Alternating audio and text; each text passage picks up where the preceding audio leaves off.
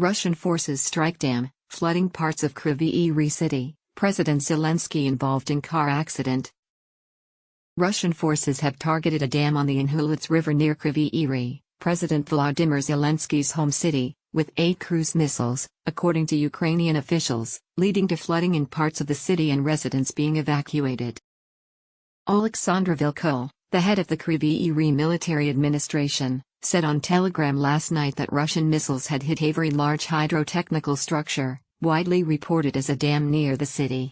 Rising water levels on the river led a city official to ask residents to leave parts of the city. In other news overnight, Zelensky was involved in a car accident, the president's office said late last night, but was unhurt in the incident that took place in Kyiv. Presidential Press Secretary Serhiy Nikiforov said last night that a car collided with the car of the President of Ukraine and escort vehicles, and that law enforcement officers would a car collided with the car of the President of Ukraine and escort vehicles. Earlier on Wednesday, he said the country's armed forces were moving forward towards victory as he praised the return of the Ukrainian flag to recaptured territory. Active hostilities in Kherson amid reports of shelling and looting by Russian forces. De-occupied settlements in the region of Kherson in southern Ukraine are coming under Russian fire, a regional official warned on Thursday as he told residents to evacuate. The situation in the de-occupied settlements of the Kherson region is extremely difficult, Yaroslav Yanushevich, head of the Kherson Regional Military Administration, said on Telegram, noting that one town had seen all of its houses damaged or destroyed while another had seen 80% of its properties destroyed. Ukraine recently launched a counter-offensive in southern Ukraine to reclaim Russian-occupied territories. Unlike its counterattack in northeastern Ukraine, which has seen most of the region of Kharkiv de-occupied, a significant part of Kherson, the region above Russian-annexed Crimea, remains occupied by Russian forces, although Ukraine has launched a series of counterattacks there and has made some gains.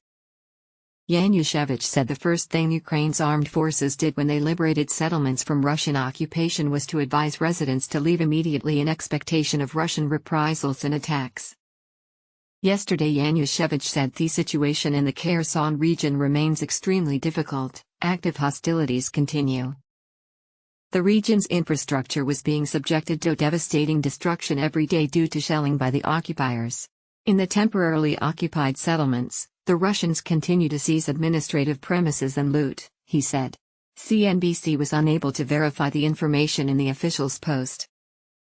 President Volodymyr Zelenskyy visited a key city recently liberated by Ukrainian troops and had a message for residents of Crimea: "We will arrive." Zelenskyy spoke to reporters after visiting scenes of destruction inflicted by Russian troops and helping to hoist Ukraine's flag at Izium, which only a week ago was held by invading forces. A Ukrainian counter-offensive sent Russian troops into a retreat and reclaimed the city on September 10. "We will come," Zelenskyy said, addressing residents of Crimea. "We will come."